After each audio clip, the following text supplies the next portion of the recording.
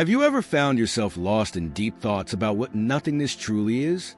Today, we are going to explore mind-blowing questions about nothingness and seek all the answers. Does nothing exist, or is there only quantum foam? Does the Schwinger effect demonstrate something from absolutely nothing? Can quantum fluctuation potentially create a universe from nothing? How does Hawking radiation convert vacuum energy into detectable matter? How did inflationary cosmology turn nothing into a universe brimming with galaxies and stars? How does the Casimir effect manipulate nothing to produce measurable forces? Can the concept of zero-point energy redefine our understanding of a true vacuum? How would vacuum decay destroy the universe? Let's delve into the answers to these questions with a comprehensive scientific perspective. Does nothing exist, or is there only quantum foam? Is nothing real? Does nothing exist, or is there only quantum foam? The question, what is nothing, has perplexed philosophers since the era of the ancient Greeks, who engaged in extensive debates about the nature of the void. They devoted considerable time to discerning whether nothing could be considered as something. Though the philosophical aspects of this inquiry hold some allure, the query has also captured the attention of the scientific community. If scientists were to extract all the air from a container, creating an ideal vacuum free from matter, it might initially seem that they've created a space devoid of anything. The removal of matter leaves only energy, akin to how solar energy traverses a vacuum of space to reach Earth, and external heat could potentially enter the container. Thus, the container wouldn't be completely empty. Yet, consider if the container were also brought down to the lowest conceivable temperature, absolute zero, preventing it from emitting any heat. Additionally, imagine if the container were insulated against all external energy and radiation. It might then appear that the container truly contains nothing. However, this is where the nature of nothing becomes paradoxical. Quantum mechanics introduces the concept that, even in such a void, fluctuations occur in the quantum field, which implies that nothing is never truly empty. These fluctuations can momentarily bring particles and their antiparticles into existence before they annihilate each other, demonstrating that even the most perfect vacuum is not devoid of activity or existence. Thus, the scientific notion of nothing is far from the intuitive understanding of it. Quantum mechanics presents puzzling concepts, like particles being waves and cats being simultaneously alive and dead. Among these, the Heisenberg uncertainty principle stands out, typically explained by the inability to perfectly measure both the position and velocity of a subatomic particle at the same time. This principle extends further, stating that energy measurements cannot be perfectly precise and that accuracy worsens with shorter measurement durations. At nearly zero time, the precision of measurements becomes infinitely poor. These principles introduce challenging implications for understanding the concept of nothing. For instance, attempting to measure energy at a point where it should be zero often results in non-zero measurements. This isn't just a problem of measurement. It reflects a reality where, for brief moments, zero does not consistently equal zero. When this surprising fact, that expected zero energy can turn out to be non-zero in short intervals, is combined with Albert Einstein's equation, energy equals mass times the speed of light squared, it leads to an even stranger outcome. According to this equation, energy and matter are interchangeable, which, when aligned with quantum theory, suggests that in a space thought to be completely empty and devoid of energy, there can be brief fluctuations to non-zero energy levels, allowing for the spontaneous creation of matter and antimatter particles. At the minuscule quantum scale, what appears as empty space is far from vacant. It is, in fact, a bustling scene where subatomic particles continuously pop into and out of existence. This spontaneous generation and annihilation of particles is somewhat akin to the lively action of foam on a freshly poured beer, where bubbles form and burst, an analogy that has led to the term quantum foam. Quantum foam isn't merely a theoretical construct. It manifests in observable phenomena. One such evidence emerges from measuring the magnetic properties of electrons. Without the effects of quantum foam, electrons would exhibit a predictable magnetic strength. However, actual measurements reveal that their magnetic strength is slightly greater, about 0.1% higher, when adjustments for the quantum foam's impact are considered.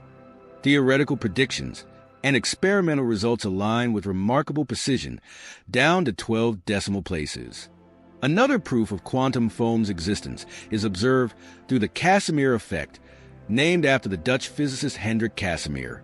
This phenomenon can be demonstrated by positioning two metal plates extremely close to each other in a perfect vacuum, just a fraction of a millimeter apart. According to the concept of quantum foam, the vacuum between the plates teems with subatomic particles flickering in and out of existence. These particles exhibit various energy levels, typically low but occasionally higher.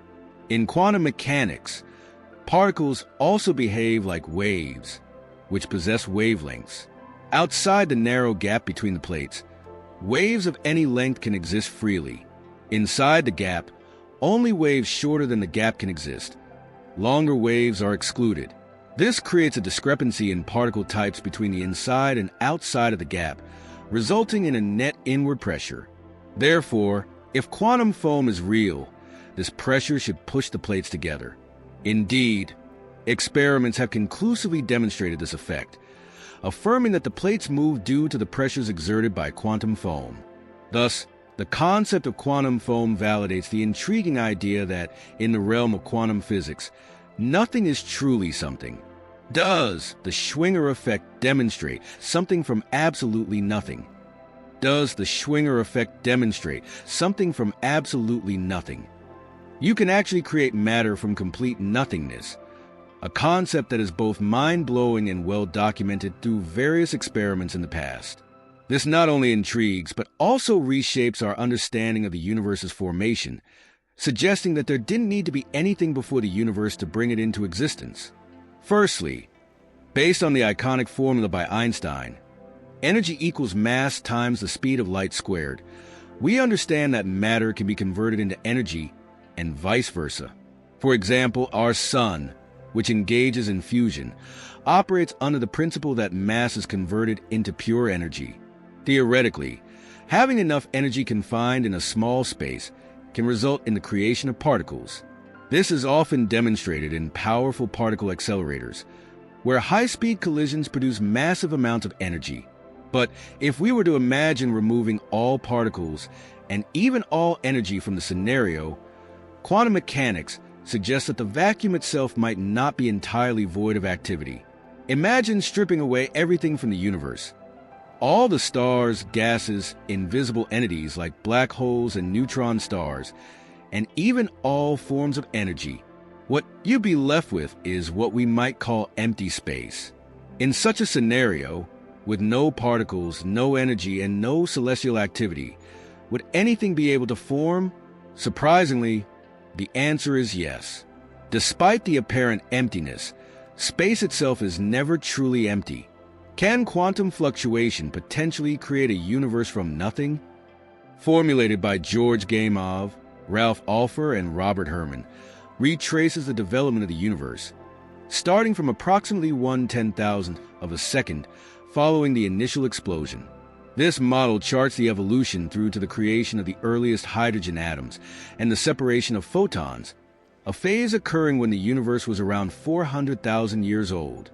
This separation process led to the emergence of the cosmic microwave background radiation, which was discovered in 1965. In its early stages, the universe was a chaotic amalgam of elementary particles and radiation, all vigorously interacting. This depiction of the nascent universe has proven highly effective, pushing physicists to extend their theoretical models to the furthest reaches of time. However, a key question persists. How far back can these models accurately reach? Can they extend all the way to time equals zero, the inception of everything? Or does the concept of time become meaningless as we approach this origin? This issue is deeply philosophical, often referred to as the first cause problem. If the universe indeed had a sudden beginning, emerging ex nihilo at a specific moment, it suggests the presence of an uncaused cause, something that arises independently without preceding factors. All scientific models attempting to explain the universe's origin employ established physical laws within a defined physical framework, inherently assuming the presence of a material basis. Essentially, to witness the birth of something, one must start with an egg, prompting the question of the egg's origin. This can lead to infinite regress, a conceptual loop famously described as turtles all the way down. Therefore, constructing a viable model for the universe's origin does not resolve the fundamental question of why the universe functions as it does. While science offers extensive insights into natural mechanisms, we must recognize its inherent limitations. The enigma of why there is something rather than nothing ought to instill a sense of humility in us all. Mathematically, extending traditional cosmological models back to time equals zero results in a condition known as a singularity, where matter density and space-time curvature spike to infinity, and the spatial distance between any 2 points collapses to zero. While this might seem alarming, the occurrence of a singularity is generally regarded as indicative of the limitations of general relativity and current physics under the extreme conditions at the universe's outset. Essentially, a singularity highlights our lack of understanding at these extreme energy scales. Addressing this gap likely requires integrating general relativity with quantum mechanics, a promising avenue that many theorists are currently exploring. Quantum mechanics introduces a fundamental fuzziness to matter that becomes evident at atomic and subatomic scales. Near the Big Bang singularity, the entire structure of the universe must be analyzed through the lens of quantum mechanics, making the concepts of space and time indistinct. It's conceivable that quantum mechanics might soften the edges of the singularity, rendering it less sharp and more diffuse. Efforts to unify Einstein's general relativity with quantum mechanics have been numerous, yet their achievements have not yet matched their potential. Currently, some of the brightest minds in theoretical physics are diligently working to bridge these two foundational theories. As consensus in this field suggests, any assertion about understanding the physical conditions near the singularity should be approached with significant caution. Nevertheless, the pursuit continues. We strive to glean some understanding of the unique physics that govern the early moments of the universe. In 1973, Edward Tryon of Columbia University introduced a groundbreaking concept for applying quantum mechanics to the universe's inception. Tryon postulated that quantum uncertainty affects not only the measurement of positions and velocities, but also the measurement of energy and time. In the realm of the very small, he suggested, it might be possible to temporarily breach the law of energy conservation, even if the overall energy of the universe remains at zero. This idea isn't as outlandish as it might first appear. Consider a stationary billiard ball on the ground. It possesses neither kinetic nor potential energy if measured from the ground, existing in a zero-energy state. However, if the ball were an electron, Heisenberg's uncertainty principle comes into play, preventing precise determination of both its position and velocity at the same time. This intrinsic fuzziness means exact localization and velocity measurements of an electron are not feasible. In quantum mechanics, a true zero-energy state does not exist. Instead, there is a lowest energy state a system can achieve, known as its ground state. Given the inherent uncertainty in quantum systems, the energy of this ground state can vary. This baseline energy state, when termed a quantum vacuum, suggests that it always possesses some intrinsic structure.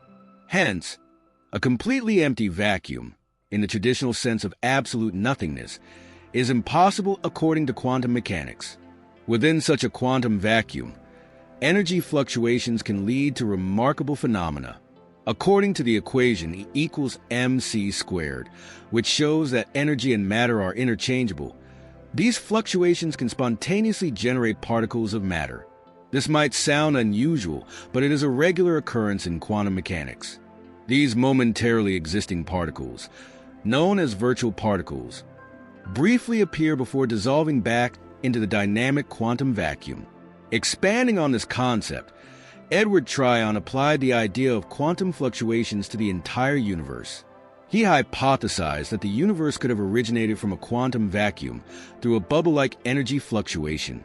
Essentially, Tryon suggested that the entire universe might be the outcome of such a fluctuation, arising from what might be termed quantum nothingness. Tryon's theory fits into models of the universe that begin from something, albeit from quantum mechanical nothingness, which is distinct from the philosophical or classical notion of absolute emptiness. In the realm of physics, the concept of obtaining something from absolute nothing, or creation ex nihilo, does not hold. Physics dictates that even the so-called nothingness of quantum mechanics has some properties and structure. Not all physicists agree that the universe's beginning is the same as the Big Bang. Some believe the Big Bang happened after inflation, around 1/1,000,000th of a second later. Analogies like the universe starting smaller than an atom and expanding to the size of a grapefruit can be misleading, implying the universe has an edge, which it doesn't. The idea that the universe started from a singularity, a point of infinite density and heat, is incorrect. This notion results from mathematical extrapolation and doesn't represent a physical reality. A singularity in equations is like having a zero in the denominator. It's undefined and indicates the limits of our knowledge. The Big Bang Theory doesn't propose a singularity as a physical reality. Instead, it states that the universe today is bigger and older than it was billions of years ago.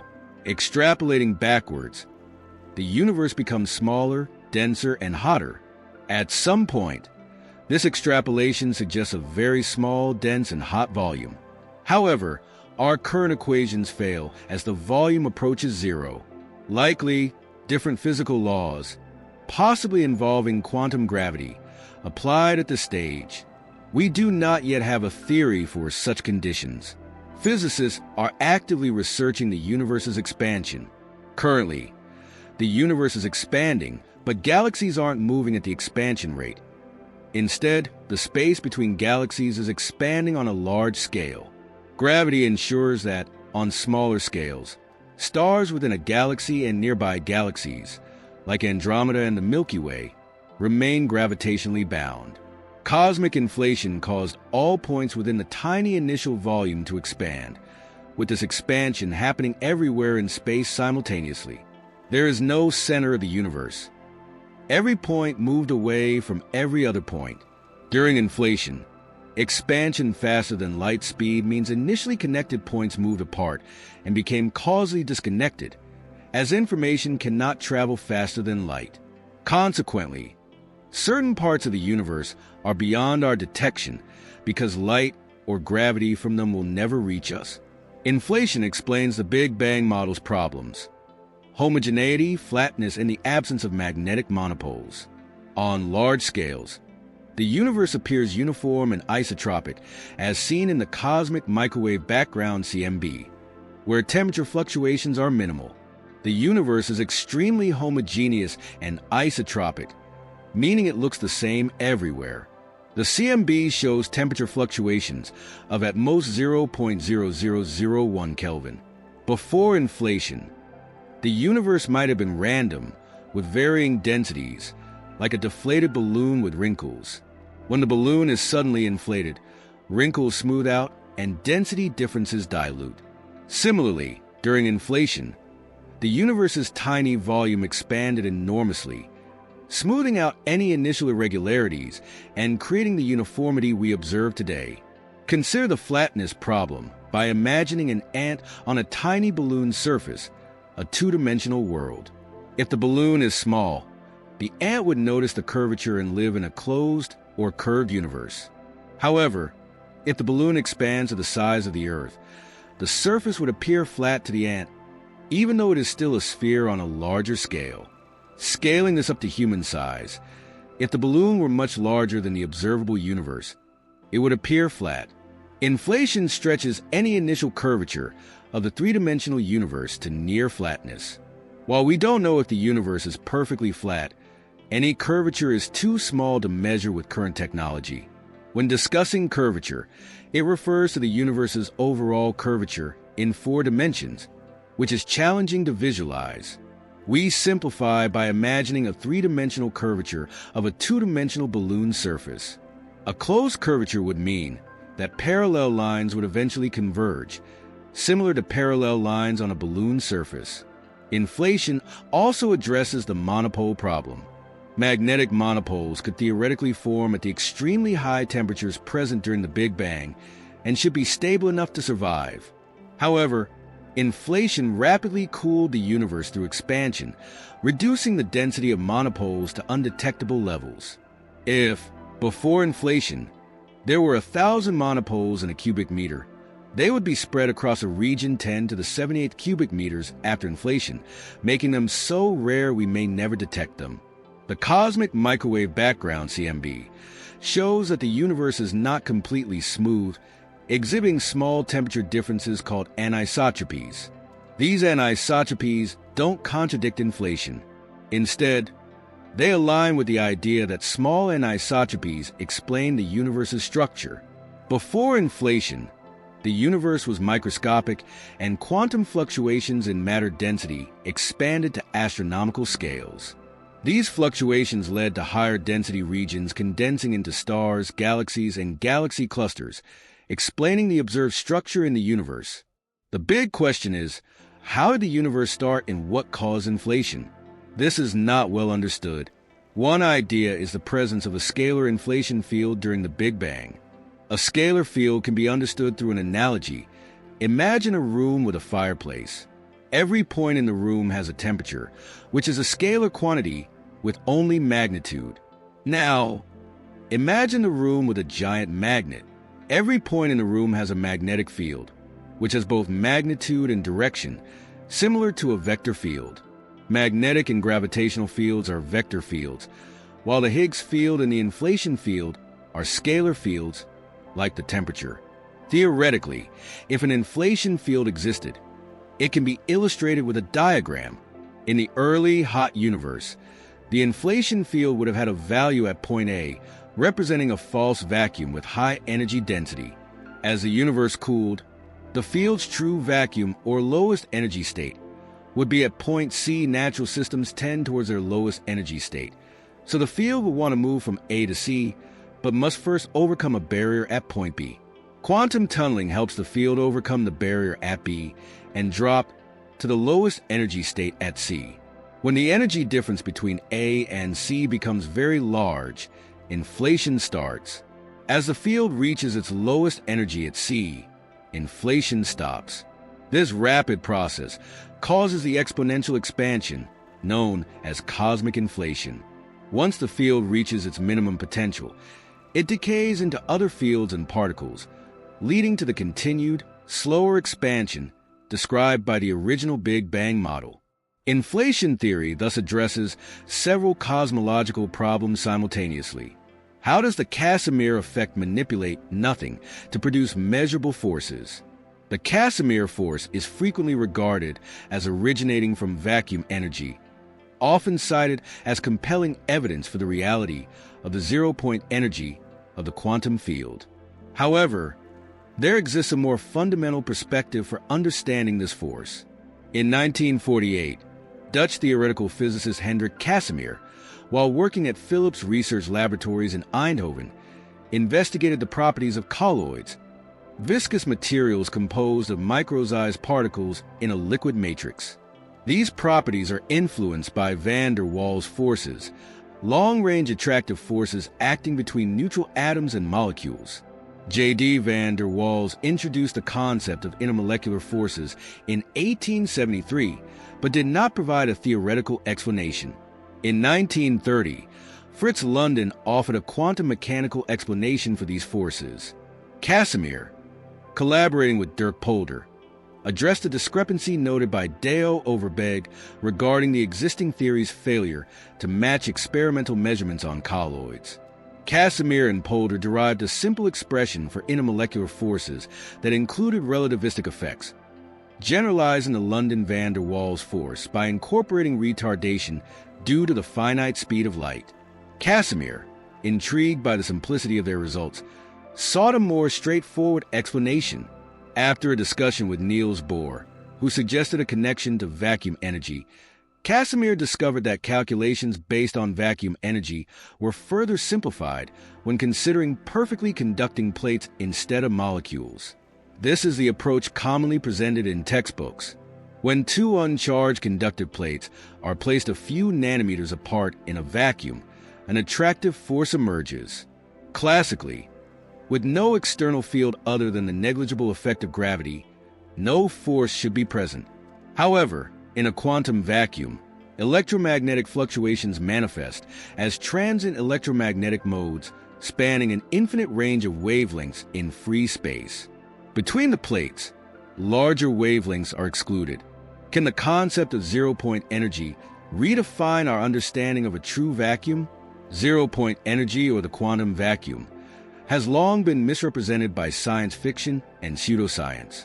Let's clarify what vacuum energy can and cannot do. It might seem astonishing that space itself could contain an energy density higher than that of an atomic nucleus. Quantum field theory predicts this, suggesting that the vacuum energy arises from the non-zero zero-point energies of the quantum fields in our universe. For the electromagnetic field alone, this energy density has been estimated to reach an astonishing 10 to the power of 112 ergs per cubic centimeter. However, observations of the universe's accelerating expansion indicate a vacuum energy density of only 10 to the power of -8 ergs per cubic centimeter. This discrepancy between theoretical and measured values is one of the most significant unsolved problems in physics, known as the vacuum catastrophe.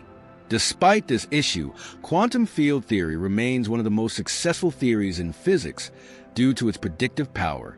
Thus, the concept of zero-point energy should be taken seriously, even as we grapple with the mismatch between theory and observation.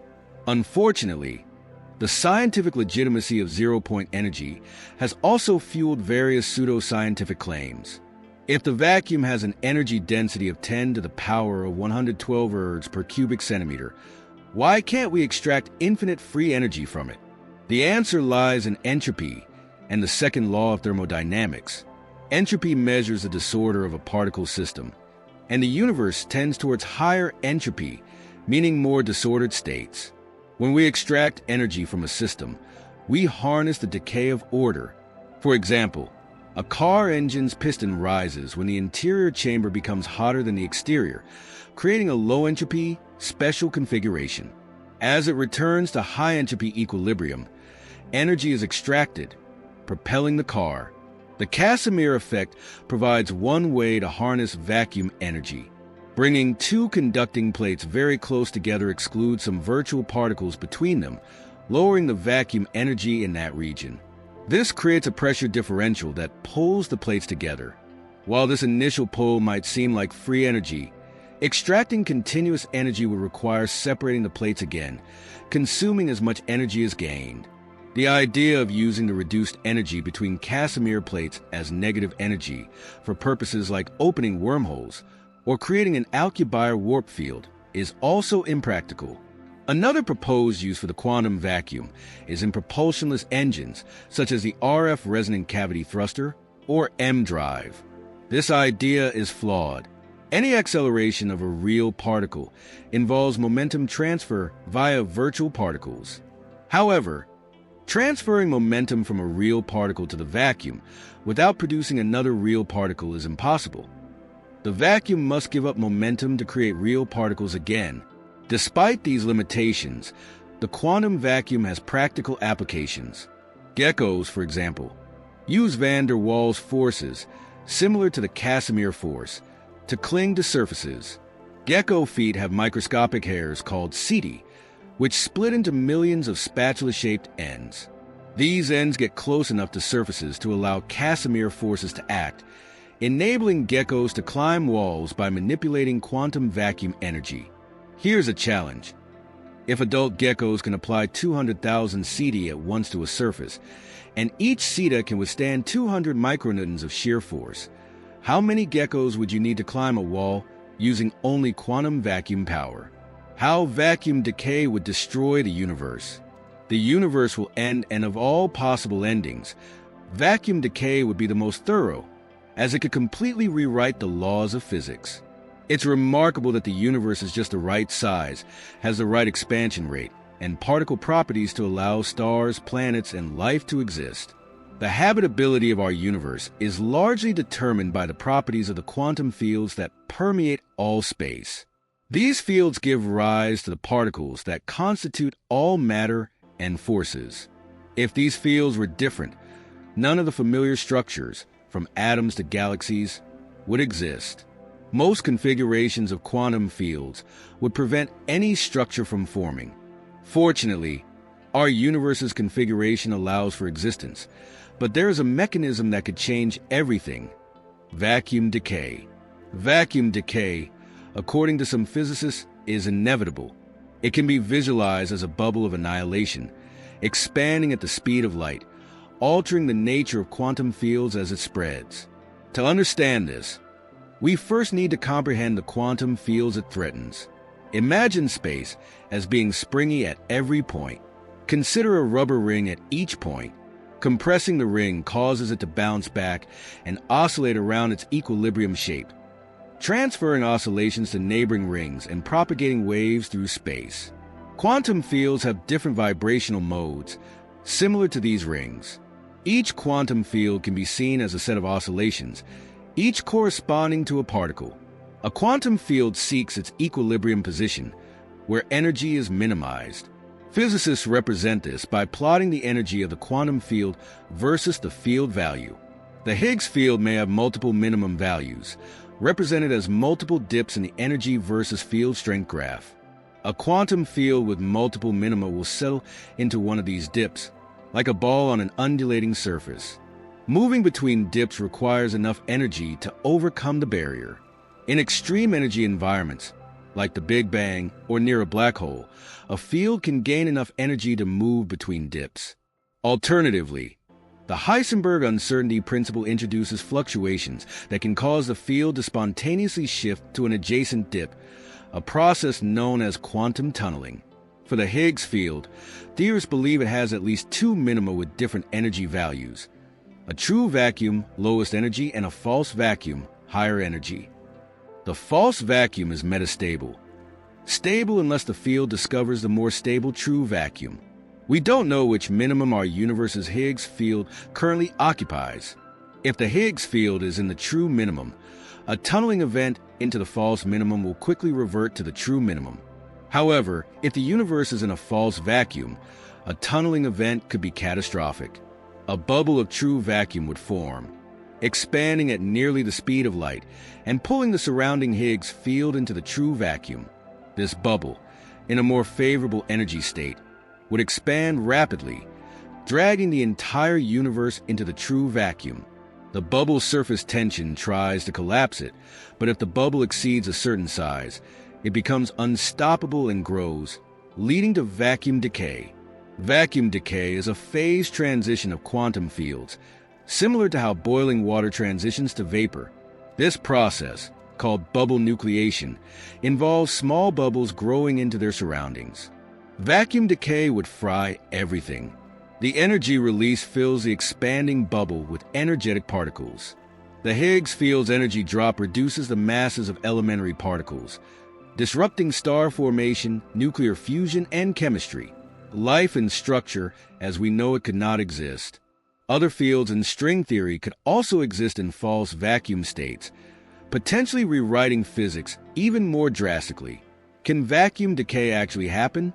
The question is whether our universe's Higgs field is in a false vacuum and whether it might decay.